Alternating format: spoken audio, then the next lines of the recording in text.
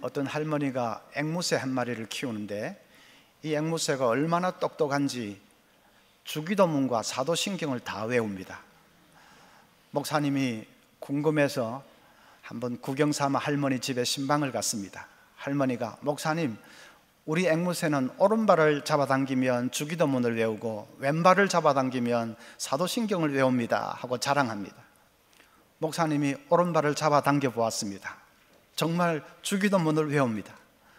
너무 신기해서 그러면 두 발을 동시에 잡아당기면 어떻게 됩니까? 그랬더니 앵무새가 냅다 소리를 지릅니다. 그러면 넘어지지 이 바보야. 이제 VIP 주일 이후로 교회 처음 나오시는 새신자들이 많이 계십니다. 신앙생활에 차츰차츰 여러분 익숙해지고 배워가실 수 있기를 바랍니다. 주기도문과 사도신경도 외우시면 좋습니다.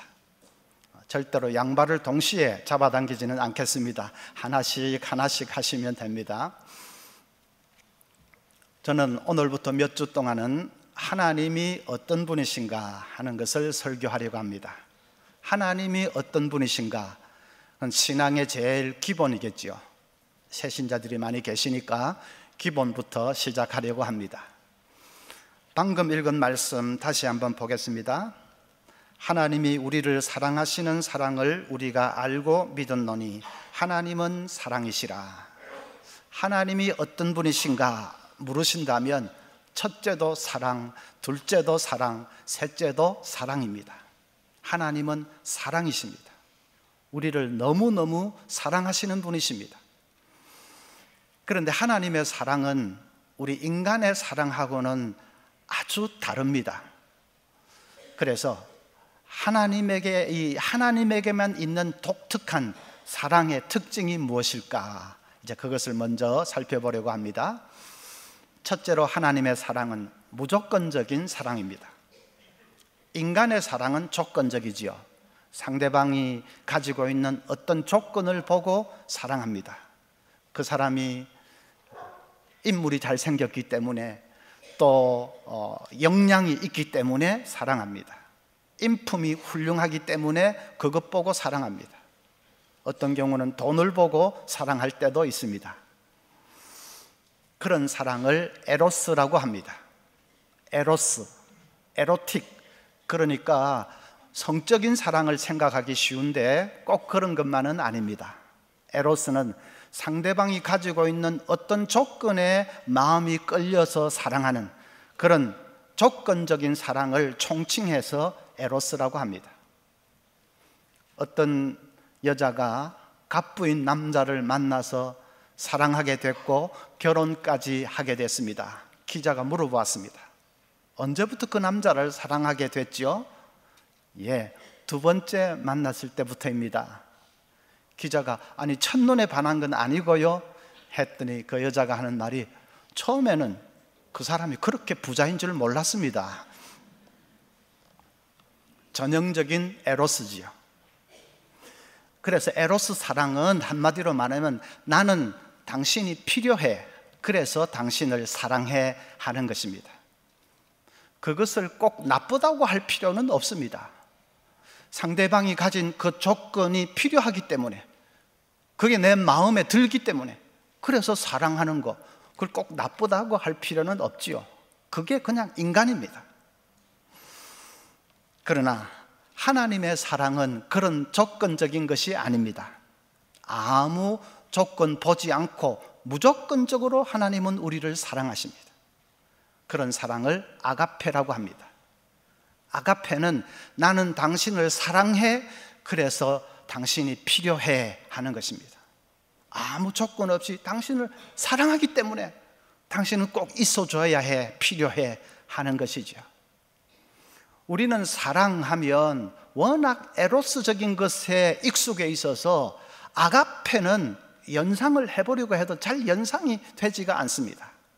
그래도 인간의 사랑 중에서 아가페에 제일 가까운 사랑이 있다면 그것은 부모가 자식을 사랑하는 그 사랑입니다. 18세기 유명한 부흥사인 요한 웨슬리, 그 웨슬리의 어머니는 모두 19명의 자녀를 키워냈습니다. 기자가 한번 물어봤습니다. 그 19명 자식 중에서 누구를 제일 사랑하십니까? 웨슬리 어머니가 이렇게 답했습니다. 내 자식 중에서 누구를 제일 사랑하느냐고요? 병든 자식이 나을 때까지는 그 자식을 사랑하고 집 나간 자식이 돌아올 때까지는 또 그 자식을 사랑합니다. 그게 부모 마음 아니겠습니까? 거기에 무슨 조건 보고 사랑하는 것이 있습니까? 자식이 약하면 약할수록 오히려 더 사랑하고, 자식이 애를 먹이면 애를 먹일수록 오히려 더 불쌍히 여기고 사랑할 뿐입니다. 하나님께서도 우리를 그렇게 사랑하십니다. 우리에게 무슨 사랑받을 만한 조건이 있어서 사랑하시는 것이 아닙니다. 조건은 무슨 조건입니까? 우리는 하나님을 저버리고 마음대로 살았습니다. 하나님을 떠나서 탕자처럼 살았습니다. 하나님 그렇게 싫어하시는 죄를 우리는 오히려 먹고 마시면서 살았습니다. 하나님의 원수처럼 살았습니다. 그런 말도 안 되는 우리를 하나님이 무조건 사랑하시는 것입니다. 하나님의 사랑은 아가페이기 때문입니다. 시편 17편 8절 보면 나를 눈동자같이 지키시고 주의 날개 그늘 아래에 감추사 했습니다. 여기 우리말 성경은 눈동자라고 되어 있는데 영어 성경을 보면 The apple of the eye라고 되어 있습니다. 눈의 사과라고 되어 있습니다. 사과는 작지요. 그처럼 어떤 사람의 눈동자 속에 비친 내 모습은 작습니다. 그래서 눈의 사과라는 말은 그 사람의 눈동자 속에 내가 있다 하는 뜻입니다. 그 말은 그 사람이 나를 더할 나위 없이 애지중지한다 하는 말입니다. 우리가 흔히 하는 표현으로 하면 나를 눈에 넣어도 아프지 않게 그렇게 여긴다 하는 말입니다. 나를 눈동자같이 지키신다 하는 말은 하나님이 나를 눈에 넣어도 아프지 않은 존재처럼 그렇게 애지중지하신다 하는 말입니다. 여러분 그게 잘 믿어지십니까? 또 호세아 11장 8절에는 이렇게 표현했습니다. 에브라임이여 내가 어찌 너를 놓겠느냐, 이스라엘이여 내가 어찌 너를 버리겠느냐. 여기 에브라임, 이스라엘 이런 말은 택한 백성을 가리키는데 바로 우리들을 가리킵니다. 내가 어찌 너를 아드마같이 놓겠느냐, 어찌 너를 스보임같이 두겠느냐. 내 마음이 내 속에서 돌이켜 나의 긍휼이 온전히 불붙듯 하도다. 하나님이 우리를 바라보실 때에 속에서 사랑이 불붙어서 견딜 수가 없다고 하십니다. 우리가 아무리 곁길로 가도 우리를 포기할 수 없을 정도로, 포기가 뭡니까? 하나님 속에서 긍휼의 불이 타서 견딜 수 없을 정도로 그렇게 우리를 사랑하신다고 하십니다. 여러분 세상 어디에서 우리가 이런 사랑을 받아 누리겠습니까? 옛날에 연애할 때 애인이 죽고 못 산다고 고백을 하던가요? 그래도 이런 사랑은 아닙니다. 그때는 뭔가 나에게 끌어당기는 조건이 있었겠죠. 내가 인물이 좋았던지 뭐 능력이 있었던지 비전이 있었던지 그랬겠죠. 그런데 하나님은 아무 보잘것없는 우리를 끌어안으시고 내가 너를 눈에 넣어도 아프지 않다고 하시고 너를 생각하면 내 속에서 불이 탄다고 그렇게 말씀하십니다. 새신자들, 하나님이 나를 그렇게 사랑하신다는 것이 도무지 아마 감이 안 오실 겁니다. 감이 안 오는 것이 정상입니다. 그래도 차츰차츰 말씀을 알고 시간이 가면 그 사랑이 점점 믿어지게 됩니다. 그건 표현할 수 없는 복입니다. 또 두 번째로 하나님의 사랑은 희생적인 사랑입니다. 아가페 그 사랑은 말로만 하는 사랑이 아닙니다. 행동으로 표현하는 사랑입니다. 자신을 다 버리는 희생적인 행동으로 하나님은 우리를 사랑하시는데 그 사랑은 예수님이 그대로 보여주셨습니다. 예수님 저 하늘 영광의 보좌를 버리시고 낮고 천한 이 땅에 오셨습니다. 그리고 우리 죄를 대신 짊어지고 십자가에서 돌아가셨지 않습니까?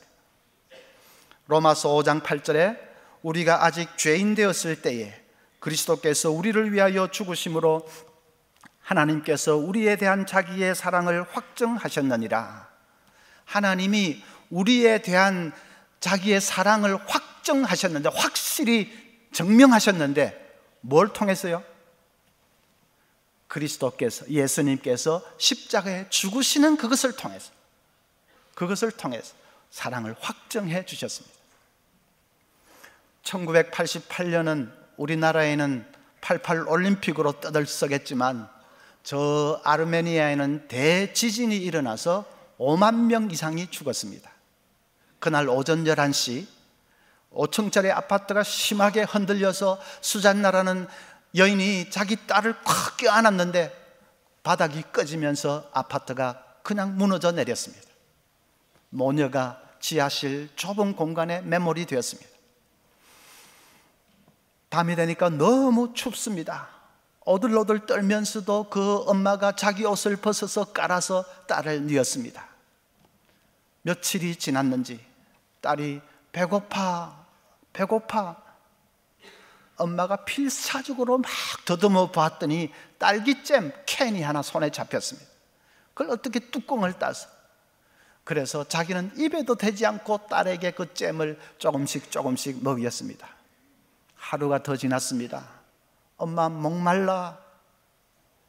그 소리에 의식이 가물가물 꺼져가던 엄마가 정신이 또 번쩍 들었습니다. 다른 방법이 없습니다. 그래서 그 캔 뚜껑, 날카로운 그 뚜껑으로 자기 손을 댔습니다. 그리고는 뚝뚝 흐르는 핏방울을 짜서 딸의 목에 죽여 주었습니다. 그날 엄마가 얼마나 손을 그었는지 모릅니다. 8일 만에 그 모녀가 극적으로 구출이 됐습니다. 여러분, 그 엄마가 그렇게 할 수 있었던 이유가 뭡니까? 자기 딸이기 때문이죠. 엄마가 딸을 살리려고 그냥 이 손을 베고 또 베는 그 장면을 한번 생각을 해보십시오. 정말로 눈시울이 뜨거워집니다. 자기 딸이기 때문에 그랬습니다. 세상 어떤 부모라도 그 상황이 되면 아마 비슷하게 행동할 것입니다. 그런데 하나님께는 우리는 사랑스러운 자녀가 아니었습니다. 늘 탕자처럼 하나님을 저버리고 내 마음대로 살고 죄를 지으면서 사는 하나님의 원수 같은 자였습니다. 그런데도 예수님이 우리를 위해서 십자가에서 피 흘려 죽으셨습니다. 몇 번 베고 만 그런 정도가 아니라 예수님은 완전히 죽으시기까지 마지막 그 보배 피를 한 방울도 남기지 않고 우리를 위해서 쏟아 주셨습니다. 그런 사랑이 어디 있습니까? 그 사랑에 감격해서 아이작 왓슨은 이렇게 노래했습니다. 내 지은 죄 다 지시고 못 박히셨으니 웬일인가 웬 은혜인가 그 사랑 크셔라. 정말로 크고도 큰 사랑입니다. 여러분, 그것이 하나님은 사랑이시라 하는 말의 내용이지요. 자, 그러면 그 무조건적인 사랑, 그 십자가의 희생의 사랑, 그 사랑을 아는 사람들은 이제 어떻게 살아야 할까? 어떻게 살아야 할까? 첫째는 나는 고귀한 존재라는 당당한 자존감을 가지고 살아야 합니다. 아이들 가만히 보면 자존감이 높은 아이도 있고 자존감이 형편없이 낮은 아이도 있지요. 주로 성장기에 주위로부터 받는 영향에 따라 자존감이 형성이 됩니다. 부모들의 영향이 큽니다. 부모가 야, 우리 아들 사랑해, 우리 아들 잘하는구나, 대단하네, 그렇게 늘 사랑한다고 하고 잘한다고 칭찬하고 격려하고 하면 그런 긍정적인 영향을 받고 자란 아이는 자존감이 높습니다. 반대로 너는 어떻게 그 모양 그 꼴이냐, 너는 잘하는 게 하나도 없어, 늘 그렇게 꾸중하고 책망하고 힐난하고 그런 부정적인 영향을 받고 자란 아이들은 자존감이 낮습니다. 그것이 거울 이론이지요. 자존감이라는 것은 상대방이라고 하는 그 거울에 비친 내 모습이 어떠하냐에 따라 형성이 됩니다. 그렇기 때문에 우리 예수 믿는 사람들은 자존감이 높을 수밖에 없습니다. 하나님이라고 하는 이 위대한 거울에 비친 내 모습이 어떻습니까? 나는 하나님의 눈에 넣어도 아프지 않은 존재입니다. 나는 예수님이 나를 위해서 보배 피를 다 쏟아주시고 나를 위해 죽어주신 그런 존재입니다. 그러니까 그걸 정말로 우리가 깨닫는다면 자존감이 그냥 하늘까지 높아질 수밖에 없습니다. 어떤 여행객이 터벅터벅 시골길을 가고 있는데 무심코 보니까 밭에서 일을 하는 농부 하나가 연신 그냥 싱글벙글 웃어가면서 일을 합니다. 그 뙤약볕 밑에 쪼그리고 힘들게 밭일을 하는데도 싱글싱글 웃어가면서 하는 그 모습이 너무 인상적이어서, 그래서 아저씨 되게 기분이 좋으신 것 같네요 한마디 했습니다. 그 농부가 예, 좋다 말다요, 저 위에 계신 분이 저를 무지무지 좋아하시거든요 그러더랍니다. 위에 계신 분이 나를 무지무지 좋아하신다, 그 사실 생각하니까 뭐 뙤약볕 밑에서도 그냥 행복한 것입니다. 혹시 여러분 열등감 있으십니까? 제가 좀 오래전에 어느 교회에서 집회를 인도하는데 둘째 날 저녁에 식사를 하는데 담임 목사님이, 한 목사님, 우리 교인들이 그러는데 이번에 온 강사님은 생기기는 나무꾼같이 생겼는데 말씀은 은혜롭다, 그럽디다. 좀 빨리빨리 알아들으십시오. 그래서 제가 씩 웃었지만은 속은 좀 그랬습니다. 이 교인들이 눈이 삐었나, 그냥 좀 똑똑히 보지, 똑똑히 보면 나도 괜찮은 구석도 많은데 이게 뭐 작은 키냐, 아담하지. 그래서 이제 설교할 때 한마디 했지요. 여러분 이렇게 지적으로 생긴 나무꾼 봤습니까? 교인들이 와 하고 웃었습니다.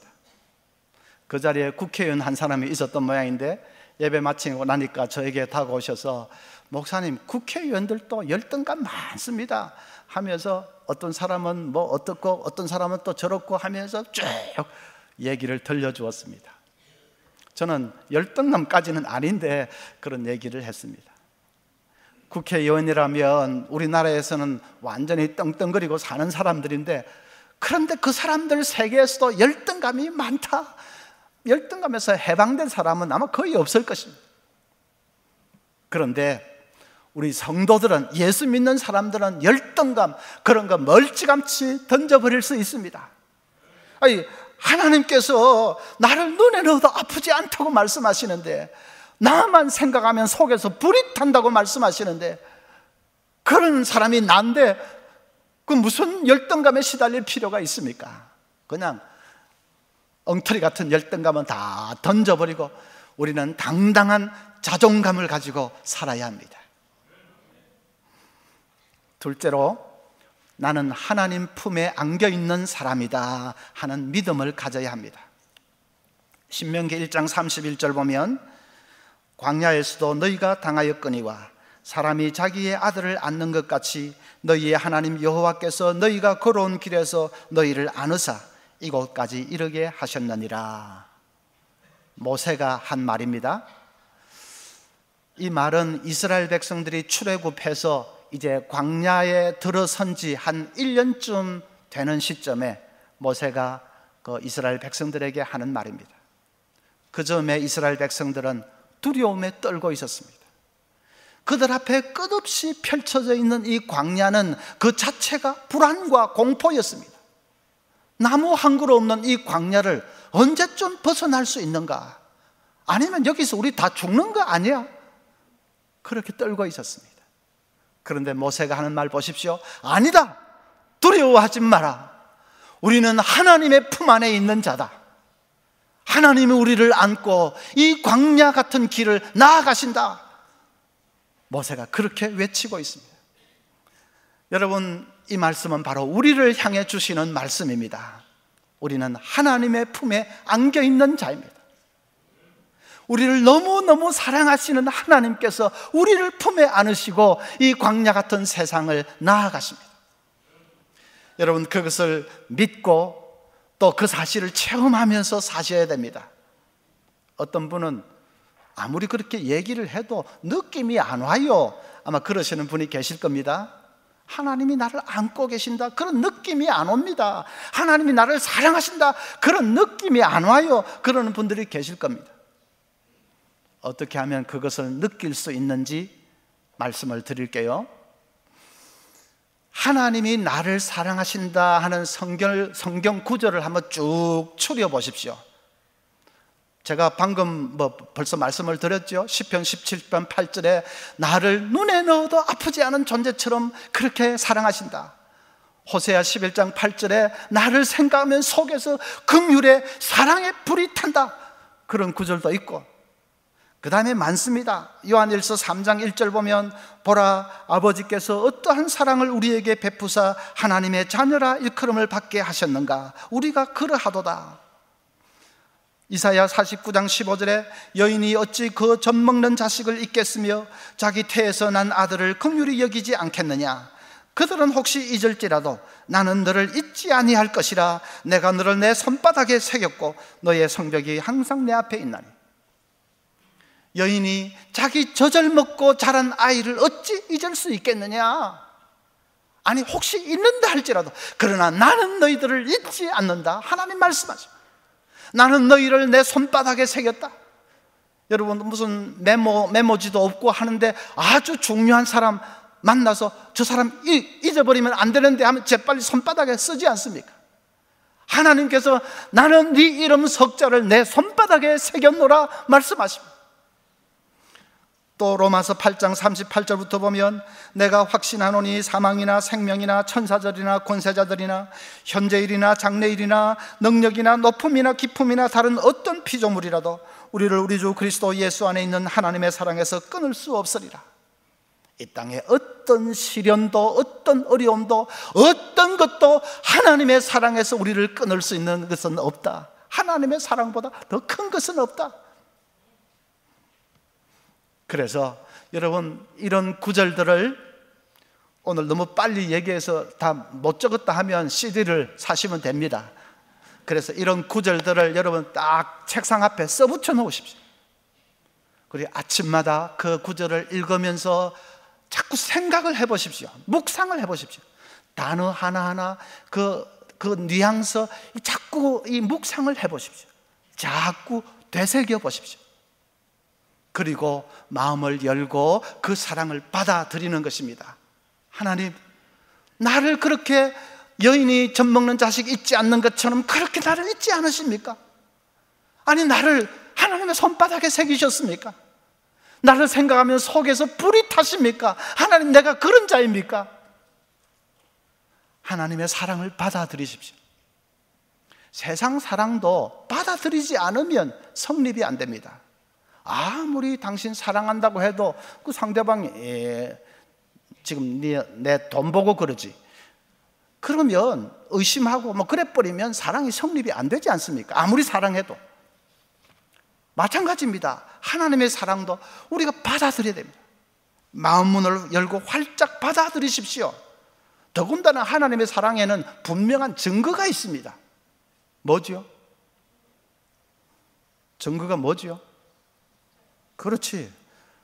대답 못하는 분들은 뭐 하는 분들입니까? 아까 처음에 얘기했는데, 십자가, 나를 위해 죽어주신 그 분명한 증거마저 있지 않습니까? 그러니까 마음을 열고 하나님의 사랑을 받아들이십시오. 그러면 느낌이 옵니다. 오다 말다요. 어느 순간에 그냥 감격의 눈물이 쏟아지게 될 것입니다. 그리고 나면 이제 행동하십시오. 하나님의 품 안에 안겨 있는 것처럼 행동하십시오. 옥하는 목사님이 미국에서 집회를 인도하면서 어느 권사님 댁에 며칠 머물었는데, 가만히 보니까 그 권사님은 아침에 출근하면서 아버지 다녀오겠습니다 인사를 깍듯이 하고 가고, 밤에 또 퇴근하면서 문을 열고 들어서면서 아버지 잘 다녀왔습니다 그렇게 하십니다. 집에 아버지가 아버지 모시고 사는 것도 아닌데, 그 목사님이 이상하다, 옛날에 그랬던 것을 그냥 습관이 들어서 계속 저러고 있나 그렇게 생각했습니다. 며칠 후에야 그 아버지가 하나님 아버지인 것을 알게 됐습니다. 목사님이 피식 웃음이 나오더랍니다. 하나님을 어디 뒷방 구석에 앉혀놓은 영감으로 알고 있나, 오며 가며 다녀왔습니다, 다녀가겠습니다 하게 그랬습니다.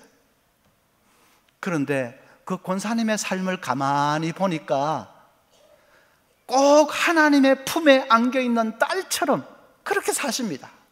어디를 가든지 무엇을 하든지 하나님의 품에 안겨있는 딸처럼 그렇게 생각도 하고 말도 하고 행동도 하고 그러시는 겁니다. 아버지 다녀오겠습니다, 잘 다녀왔습니다 하는 것도 하나님 너무 가까이 계신 것을 믿으면서 그 품에 안겨있는 것을 믿으니까 그렇게 하는 거죠. 목사님이 크게 깨달았다고 합니다. 하나님의 사랑을 믿는다는 것은 바로 저렇게 사는 것을 말하는구나. 목사님이 크게 깨달았다고 합니다. 그렇게 하나님의 품에 안겨있는 것처럼 행동을 하니까 권사님에게 특별한 은혜가 있는 것을, 은혜를 부어주시는 것을 목사님이 보았다고 합니다. 그 권사님은 가정에 이런저런 일로 눈물을 많이 흘리신 분입니다. 어려운 시련도 많이 당한 분인데, 그런데 꼭 하나님의 품에 안겨있는 것처럼 그렇게 사니까 하나님께서 그 시련과 고비들을 이길 수 있는 특별한 은혜를 그 순간순간 부어주시는 것을 목사님이 똑똑히 보셨다고 합니다. 여러분, 우리도 하나님의 품에 안겨있는 것처럼 행동하는 것이 중요합니다. 제가 행동치료 종종 말씀드렸죠. 중세 기사가 되는 가장 좋은 방법은 기사처럼 행동하는 것입니다. 그것이 소설 돈키호테의 전체 내용이지요. 성자가 되는 가장 좋은 길은 성자처럼 행동하는 것입니다. 부부간의 사랑이 시들해져 있을 때 그 사랑을 회복시키는 가장 좋은 길은 서로 사랑하는 것처럼 행동하는 것입니다. 하나님의 품에 안겨있는 것을 느낄 수 있는 가장 좋은 길은 안겨있는 것처럼 행동하는 것입니다. 그 권사님처럼 아버지 다녀왔습니다, 잘 다녀올게요 그렇게 하는 것도 좋고, 하나님의 품에 내가 안겨있는 것처럼 행동하는 것입니다. 그러면 진짜로 하나님의 품에 안겨있는 것을 여러분 체험하게 될 것입니다. 아주 생생하게 체험하게 될 것입니다. 오늘 여기 계신 우리 모든 분들이 그 하나님의 품에 안겨 사는 복을 누리시기를 바랍니다. 특별히 새신자들, 여러분 하나님의 사랑을 딱 써붙여 놓고 자꾸 묵상하고 생각하십시오. 그리고 마음을 열고 그 사랑을 한번 받아들여 보십시오. 그 사랑에 의지해서 한번 살아보십시오. 하나님이 나를 정말로 안으시고 이 광야 같은 세상을 함께 나아가 주실 것입니다. 그 복을 우리 모두가 누릴 수 있기를 바랍니다.